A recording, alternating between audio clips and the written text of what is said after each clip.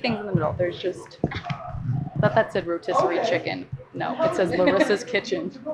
And then just some walnuts. It's cool. You know how you guys need sweet chili, pork, jerky. All right. Cool, so we're just going to talk about that. Walnuts and pork jerky.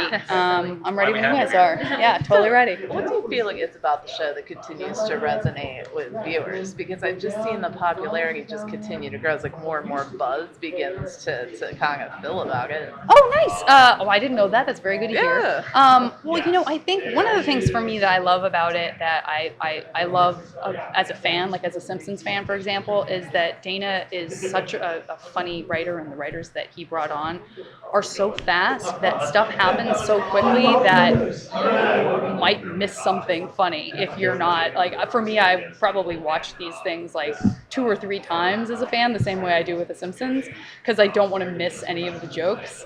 And Dana is so amazing, again, like that you would see on The Simpsons, about planning little Easter eggs and making homages to other shows and movies. And even like the newspapers and the magazines, like if there's ever something that's printed to be seen, if it's a poster, whatever it is, there's jokes in it. And so I feel like I would be that nerd who's like, pause it, can we zoom in? No, is that not a thing we can do? I'm not an FBI agent with the, okay, all right, I'm sure it's funny, whatever it says. So yeah, anyway, so I think that's part of it, is that this just works on a lot of different layers. And so there's just like, it's really smart. For as goofy as it is, it's a really smart show. So hopefully that's part of it. And I know that, Johnny and I both, we love our characters and we love the relationship between our characters. And there's something very grounded and real there. And we only get to explore that more in the second season. So I'm excited for people to see it. Yeah. I heard you had said that you got to meet a couple more elephants this season. Yeah. So I did. People clothes! So what are you most looking forward to when it comes to delving into Eva's personal life? Oh, well, I can't say that suddenly her dating life gets any better. That is patently untrue. But I think, what I would say it is her relationship to Denise, to Deborah Baker Jr.'s character. Yeah, there's some more stuff that they get into. There's more kind of girl stuff that happens with the two of them that was so much fun and a blast. And it is kind of fun to see Evie literally let her hair down. So there's some really good, juicy stuff in there. Yeah. How do you tiptoe the line between, the horror and the comedy aspect? So they're two very different, on the spectrum. Yeah. You know what? I think I think John would say and Dana would say my character really just reacts in the situation, and I don't know that she knows she's funny. I'm excited that I think she is funny. I mean, I don't think she's just like a straight person the same way. This is such an old reference, but someone like Dave Foley on News Radio. I love The Kids in the Hall, so I love News Radio. And he's still so funny, even though he's just like, a lot of the time it's someone else saying something crazy and then you just see the expression on his face, and that's what's funny. And so I don't feel like I have to be crazy to get to do comedy, and I don't always feel that way. Sometimes I do shows where my character is very over the top. I'm the kind of character I want. So this was a really fun departure from that, and she's terrified when she's terrified, and when she's rolling her eyes, it's but those moments of comic relief, I think for me as a viewer, I need that stuff, because I do get really uncomfortable when something is just like relentlessly terrifying. I need to have those breather moments, Do you guys have that too, or do you love just like straight through? Yeah. Breather moments. Not as many, like for me, like the first couple of Aliens movies are like, well, I guess just the middle one. I guess the second one works the most for me, because there's more kind of like moments of space and funnier characters kind of. And those are the scariest movies to me, because as they've progressed, like they've just become more and more freaky and more like, there's just nothing funny here at all. Humankind is doomed. What's the meaning of any of this? Is that how you felt with Covenant? Did you get a chance to see it? Yeah, I mean, it was great. I was pleased, because I did have problems with Prometheus. I really kind of struggled with that movie, but it's so like nihilistic now. It's just so like, do you know what I mean? Like existentialist, where you're just like, I don't know. Why Waven? Why don't Why I do do? anything? Maybe I should just die while I'm watching this. Like there's just this emptiness to it, and it's really provocative. But like I think I need that little Newt character. You know what I mean? I need that the heart and soul. I need the person who inspires you to go on. And I think some movies, as we've progressed as a culture, as we make more horror movies, I think there's more like the shock value becomes like, let's not care about anyone. Or like, if you care about that person, they're going to get murdered within the first 20 minutes. I think I'm very old fashioned. Like, I still want that. I've been listening to the Dark Tower series, the Stephen King series, and I'm sorry, I just pounded that notch thing. And same thing. He just writes these, you know, where you're like, I care so deeply about these characters because here's this kid that I want to live with. Here's this talking dog weasel raccoon that he has, that the little kid has, and those bonds, I realize for me are what kind of keep me going to withstand the horror. Otherwise, I'm like, great, this was depressing as hell, you know. This is kind of off the cuff, but Rick and Morty, it's so nihilistic and yet smart, and it seems like that's coming more and more. You see in writing, like with this show and with Rick and Morty and shows like that, they hide this subtext in there, and you get like a really great. There's like a whole philosophy in there. Yeah, I totally agree. I think Dana made a comparison to Doctor Strangelove, and I think that's kind of maybe that's one of the origin stories of that style of writing too. Is that sort of like in this like the darkest possible situation, you're sort of like there's an existentialism to it, but you're laughing, right? And that makes all the difference. If it's all absent of all of that, and then it's just the darkness, it's like, why? Where do we go from here? Exactly. Yeah. Exactly. Yeah, it's a great point. One other thing, if it's cool, if you guys got one more question. But do you find as an actress that like this sort of genre and sci-fi and more the genre pictures and series give women more meaty, badass, like good roles these days? And I that's do. where everybody's going, like with Charlize Theron and Yeah. her work.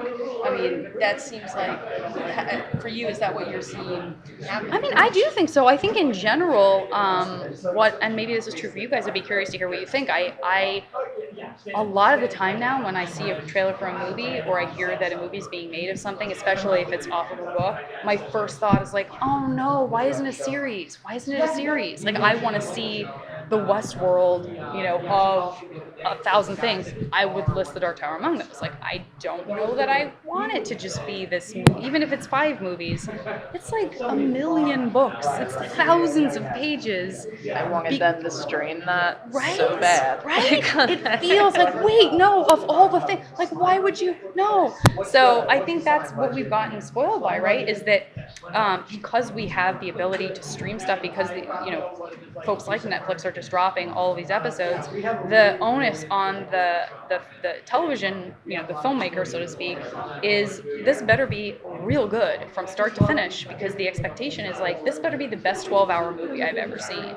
And so, and why wouldn't you want that as an actor too, to really get to perform that character so much and get time to develop backstories and stuff like that. And so, I love Sense8, and I am so, that show takes its time so hardcore, to the degree where you're like, this is another music video montage where everyone's just like having sex with each other and like smiling, and there's rainbows of glitter everywhere.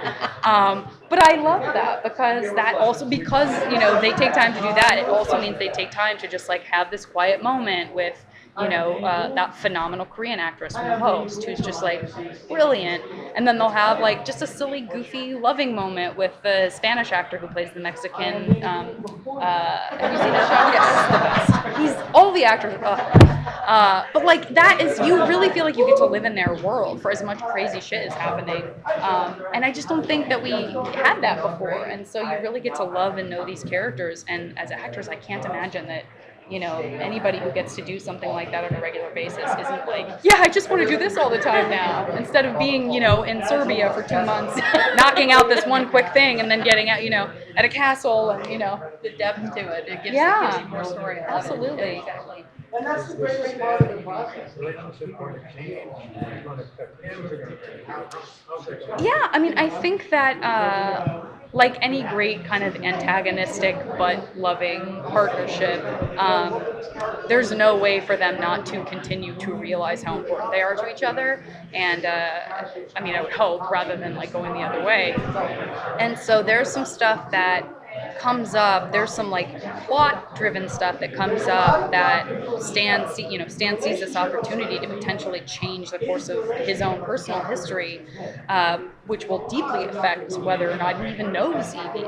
And that's that.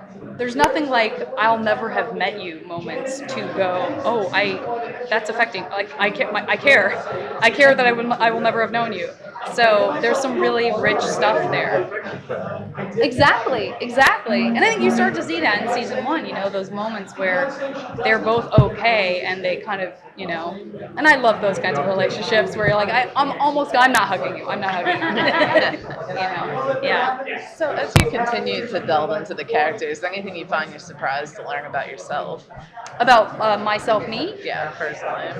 That's a great question. I mean, the thing that springs to mind that has been on my mind since it happened was honestly one of the last nights we were shooting. Johnny and I had a really emotional scene to do, and it was, we had been working for the season, and it was like this sort of light, misty rain that everyone was afraid was going to turn into a torrential downpour because it just rained a lot on us, and we had to really. It was amazing to see our crew go, okay, what can we do right now? Let's get something.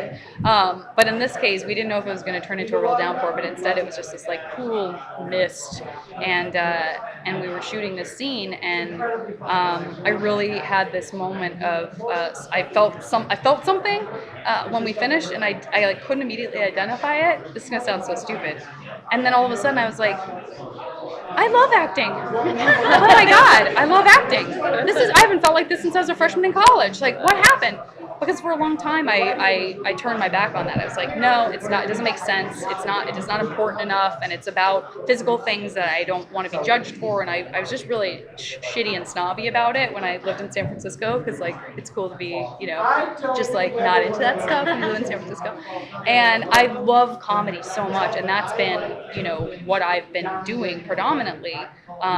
And only with this show and with Legend of Korra, which is very different because you're not acting like this with someone with cameras, have I really had those moments of like, oh, I really feel something deep here, and like this is, this feels important somehow. And I hope that people have that all the time with whatever they do. I hope they have that moment of connection of like, I'm really proud of my job right now. I would wish that for everyone, no matter what their job is. With movies like Cabin in the Woods and Tucker and Dale vs. Evil and your show Stand Against Evil, it's okay. Listen, Dana called it Stand versus Evil for like 2 interviews last year. We were like, that's not going to help with the Ash versus Evil Dead thing, which like it's totally. He wrote for. I mean, he's like he doesn't care, but it doesn't. I was like, this is not. You gotta say it right. Do you think we're gonna get more of a resurgence of this like Evil Dead style comedy, like getting that horror and comedy element? Do you think we're gonna get more of a resurgence of that? I mean, I'm always ready for more of that because, like I said, that's what I respond to. I need that relief, and I like things that are self-aware, which is why something like Cabin in the Woods, I think is so fun for us, and I like homages to stuff. I don't mind. I don't need to see something that's like, this is so starkly original. I've never seen anything like it before in my life. I welcome that. That's great when you stumble across that, but I think it's also okay, especially in comedy, to bring the audience in and be like, hey, we're all super nerd fans, right? You'll get this. Like, we're inside this thing, right? I think that's a real phenomenon, and I think that will keep happening, because I think that's people see like, oh, we're responding to that. Even like Guardians of the Galaxy or Deadpool, right? That feeling of being on the inside of something seems so much better received than just like, here's a presentation of a Batman, for me anyway.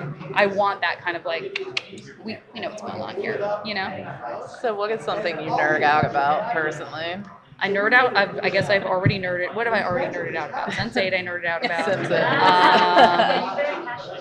Well, it's just adorable.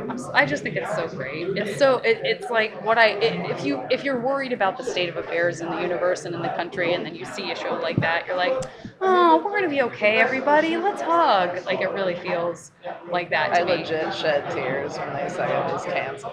Well, then now they're, No, now we get they're a doing another finale. one. No one's gonna, at least that. Yeah, I've been anti-binging, which is I've like not watched the last 4 of the second season because I'm like, I just want to save it. I just want to know it's there. I just want to know it's there. So I love that. Question, Yeah. and then we're gonna Sure. And then, I have not made it a secret that my favorite movie is Tron, like the original Tron. I just love it so much. It's just one of those things that like sunk in at the exact right time for me as a kid, and I still love it. Like I could watch it today and be like, such an important movie. It was so ahead of its time. Yeah. Final question is about the show. Sure. So, Evie, even though she's like the most confident character on the show, is also the one that finds herself constantly in peril. Uh-huh. So, like every episode, we're like, oh, again, I've been Yeah. captured.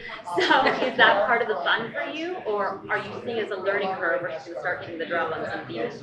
That's a great question. Does she ever really get the drop on anybody? And I'm trying to think if season 2 is any different. Well, I think it's funny that our last episode in season 1 had that Groundhog Day element to it, because I think that started to be her life in general, is like, again, this happens, again. And that, somebody over there had said like, so why doesn't she just like take her daughter and move away? And I said, I think she and Stan have this like gross stubbornness that they both are like, well, eventually I'll overcome this, right? Like, I'm not going to be one-upped by this thing, this horrible thing. Like, you sort of becomes this checklist. Like, I gotta get through this. Sorry, So, Janet, we're just doing a oh, no, sure.